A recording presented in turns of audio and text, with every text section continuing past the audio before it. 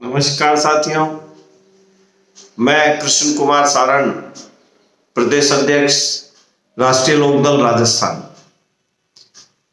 इस समय देश के 5 राज्यों में चुनाव का वातावरण धीरे धीरे अपने परवान पर चढ़ रहा है।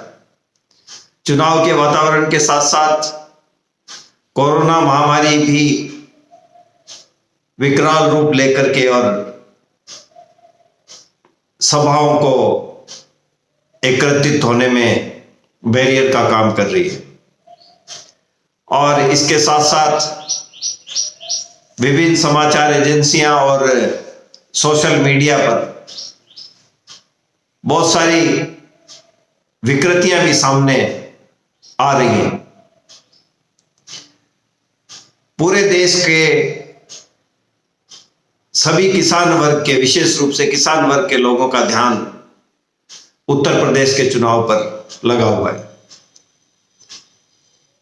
अभी हाल ही में 1 वर्ष से भी ज्यादा समय तक चले किसान आंदोलन और उसमें 700 से भी ज्यादा किसानों की शहादत का जख्म अभी देश का किसान भूला नहीं। और सत्ता में बैठे हुए यूपी की सरकार और केंद्र की सरकार जिस तरह से संवेदनहीनता की प्रकाष्ठा पार कर किसानों को निम्नतम स्तर की भाषा बोली, उन्हें उग्रवादी कहा, उन्हें पाकिस्तानी कहा, उन्हें खालिस्तानी कहा, उनके ऊपर जाटों का आंदोलन, सरदारों का आंदोलन और विभिन्न बातें कही, जिसका सभी किसानों ने लामबंद होकर के एकजुटता दिखा करके मुंह तोड़ जवाब दिया। और आंदोलन के अंदर आखिर में सरकार ने आश्वासन देकर के और आंदोलन को स्थगित करवाया। किसान बड़ी मुश्किल से माने, किसानों को भरोसा नहीं है, इसलिए आंदोलन स्थगित किया, समाप्त नहीं किया। 5 राज्यों के चुनाव और देश के हालात देखते हुए किसानों ने आंदोलन स्थगित करने का निर्णय लिया। सत्ता में बैठी हुई केंद्र की सरकार सिर्फ और सिर्फ पूंजीपतियों के ग्रिप में है, इसे किसान समझ गए। और वो पूंजीपति वर्ग के लोग ये नहीं चाहते कि किसान वर्ग उठे, आर्थिक रूप से संपन्न हो और संपन्न होकर के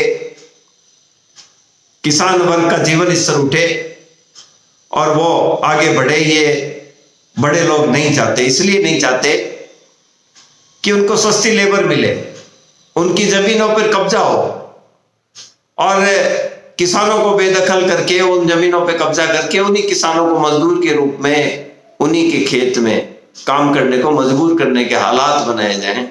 इस पर वो लोग काम कर रहे हैं। अब परीक्षा किसानों की भी है, विशेष रूप से उत्तर प्रदेश के किसानों की परीक्षा है। वो विघटन पैदा करने के लिए अलग अलग तरह के जुमले आप लोगों के बीच में लेकर के आ रहे हैं। अभी किसान आंदोलन को जिंदा करने वाले स्वर्गीय चौधरी अजीत सिंह जी की पार्टी, चौधरी चरण सिंह जी की पार्टी, जिसके राष्ट्रीय अध्यक्ष जयंत चौधरी जी हैं, और कुछ तो मिला नहीं। राष्ट्रीय मीडिया एक ही प्रचार कर रही है कि जयंत जी ने टिकटें गलत तरीके से बांटी है। बड़े आश्चर्य की बात है, जयंत जी की टिकटों का डिस्कशन हो रहा है और राष्ट्रीय लोकदल की टिकटों का डिस्कशन हो रहा है, समाजवादी पार्टी की टिकटों के डिस्ट्रीब्यूशन की चर्चा हो रही है और खुद बीजेपी सारे अपराधियों को सार्वजनिक जीवन में धकेलने का काम कर रही है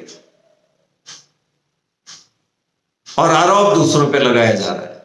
जयंती ने सारे उम्मीदवार साफ छवि वालों को बनाया है। ये संकल्प है, चौधरी चरण सिंह जी की बात का अनुसरण है। हम सबको इसे समझने की आवश्यकता है। गांव के लोगों से, विशेष रूप से पश्चिमी उत्तर प्रदेश के भाइयों से मैं ये अपील करना चाहूंगा कि पूरा देश एक उम्मीद की किरण से, एक आशा की किरण से आप लोगों की तरफ टकटकी लगाए देख रहा है। गुमराह होने से बचो, जातियों के पड़पन से उभरो, धर्म के झगड़ों से, हिंदू मुसलमान के झगड़ों से उभर करके और इस देश को बचाने के लिए और मजबूत लोगों को ताकत देने के लिए वोट करो। किसी के प्रभाव में मत आओ।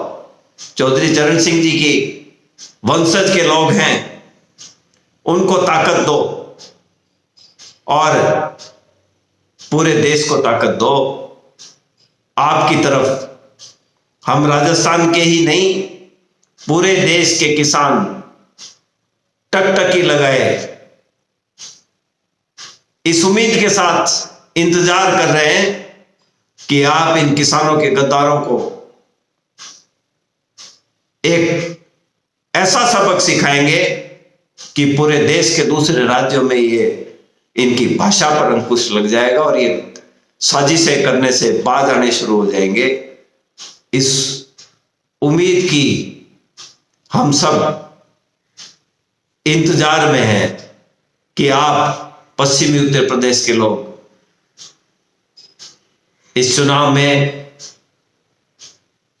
इस समाजवादी पार्टी और राष्ट्रीय लोकदल के गठबंधन को सत्ता में लाकर के किसान को ताकत देने का काम करेंगे और इन विघटनकारियों को, लोगों को लड़ाने वालों को, लोगों को गुमराह करने वाले लोगों को बाहर का रास्ता दिखाने के लिए, देश के किसान को एकजुट करने के लिए आप मददगार साबित होंगे।